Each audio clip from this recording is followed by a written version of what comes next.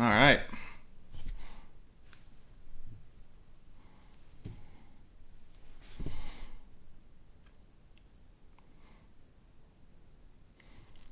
I think I'm still getting washed out in the face, but that's what I get for going low tech again. Next week.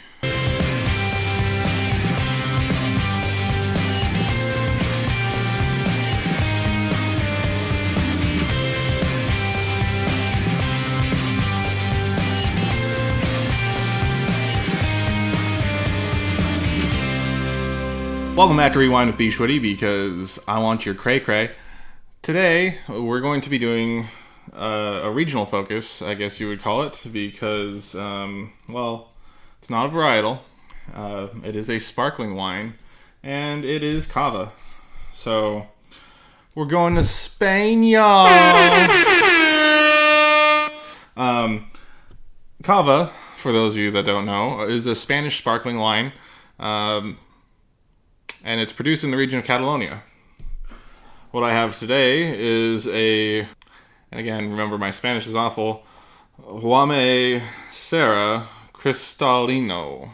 It's a Brut traditional method Cava, and it cost me $10, so that's pretty good for a sparkling wine. And let's get to the fun part. So, Cava, like champagne, is a sparkling wine made in the traditional method, which comes from a specific region, this time from Spain. The term Cava was adopted in... You'll have to excuse me, this wasn't completely chilled. The term Cava was adopted in 1970 when they agreed to stop calling this sparkling wine Champagne. Ooh, baby, baby. Ooh, baby, baby. So I haven't gotten to use my Veritas sparkling glasses yet. Woo! That hits the nose fast. Cava comes from the Catalan word meaning cave or cellar.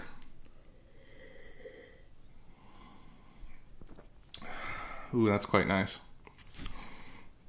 Now, history of Cava. The first bottle of sparkling wine made in Spain traces all the way back to 1872 in the town of Sant Sadurní de Anola by José Reventos after visiting France, where he had champagne. Growth in the wine was aided by the arrival of phylloxera in the 1880s,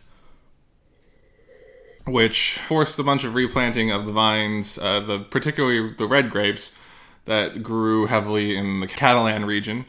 Red varietals were taken out and replaced with the three modern Cava grapes, which are Macabeo, Parellada, and Zorillo.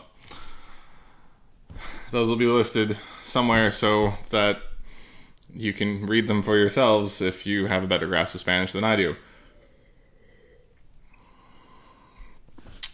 As this is a regional focus, Cava is actually a DO, or Denominación de Origen, Spain's answer to the French AOCs or Italy's DOCs. But unlike other DOs in Spain, Cava can come from more than just the Catalonia region, or, to put it in fancier words, it's not limited to a single delimited area. 95% of Cava is made in Catalonia, but is also made in regions including Valencia, Aragon, Navarra, Rioja, and the Basque Country. And like I said, 95% of Cava is made in Catalonia, and the majority of it is made around the town of Saint Sadurní de Anoia. 3 million gallons of Cava are produced a year, which is only a third of champagne production. But Cava production has become so mass marketed that it has led to some producers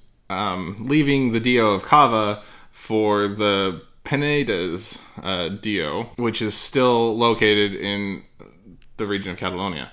Cava varietals. Macabeo is generally half the blend of a typical Cava. It's light and aromatic. Zorillo is second most important, as it has a lovely earthy aroma that is one of Cava's distinguishing flavors. Kind of has a fuller,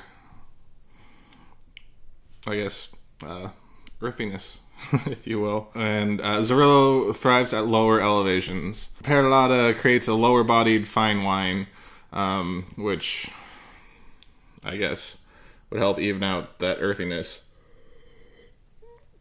given to it by the Zorillo. And Perlada grows better at elevations above 900 feet. Chardonnay was also approved to be used in Cava, and that was back in 1986. In addition to those 4 white varietals, additional red varietals are allowed to be used in Cava, which include Grenache, Montracel, Pinot Noir, and Trepet, but only in rosés.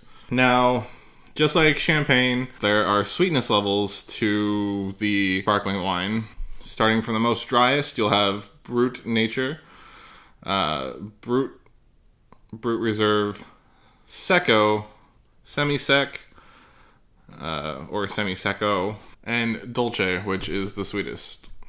Now, I'm enjoying this Cava here. If you've been following me since December, you may know that I went to a wine bar in the month of December in my local town that was doing a flight of Cava, and that's where I wrote my animated special script, the Rewind Christmas special. Now, this is just a run-of-the-mill Cava. It's cheap. Some people may refer to it as the beer of champagnes, even though it's not champagne. Cava it's nice. It's a little bit on the heavier side compared to champagne, at least in the Cavas that I've had. And one of the fun things about Cava is that they have the rosé Cava, which I didn't get today because I'm also going to be using this in Wednesday's episode. More on that just a little bit later.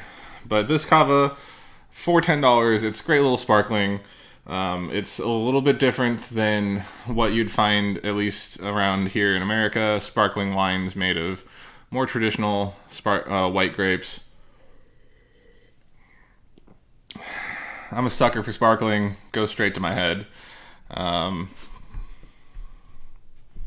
But I would definitely drink a glass of this. Cheers. Now that we've done a brief overview of what Cava is, do you have any more questions? Let me know in the comments below. Coming up this week, we're going to be doing a wine pairing with the Cava. Wednesday is National Potato Chip Day, so you may see over my shoulder in the corner, there's a bag filled with bags of potato chips and a can.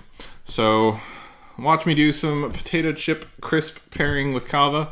Friday, if you stick around that long, we're going to be doing an episode on non-alcoholic wines. And if that sounded oxymoronic or just moronic in general, I meant to say it. So stick around for Friday's episode and see the litany of just utter anger that may come from me on that. But thank you for joining me today. Did you learn anything about Cava? Let me know. Like I said, let me know if you want to know anything else. I can obviously answer some questions. But from me to you, this is bschwitty. Thank you for watching Rewind today. Hope you learned a little bit. I know I did. You could get a halfway decent Cava for $10. I'll catch you next time.